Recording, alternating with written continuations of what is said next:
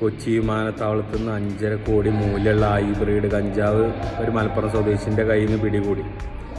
ഇത് നമ്മളെ നാട്ടിലായതുകൊണ്ട് എന്താണ്, കൂടിപ്പോയ 2-3 മാസം ഈ ജയിലിൽ കിടന്ന് നല്ല സുഖമായ ഭക്ഷണം, നല്ല അടിപൊളി ഭക്ഷണം കഴിച്ചാണ്ട് ഈ പുറത്തിറങ്ങും.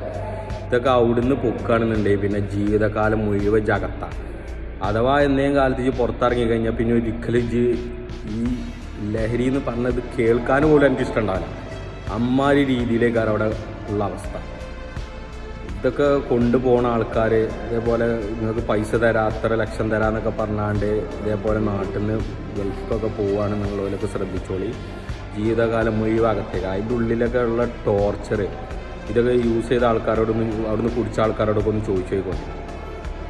നമ്മളെ നാട് പോലല്ല, അവിടെയൊക്കെ നിയമം ഭയങ്കര സ്ട്രോങ് ആണ്. ഒരട്ടം ഇത് പിടിച്ച് ജയിലിലിട്ട ആൾക്കാർ പിന്നെ ഒരിക്കലും ഇതിന് തുനിയില്ല.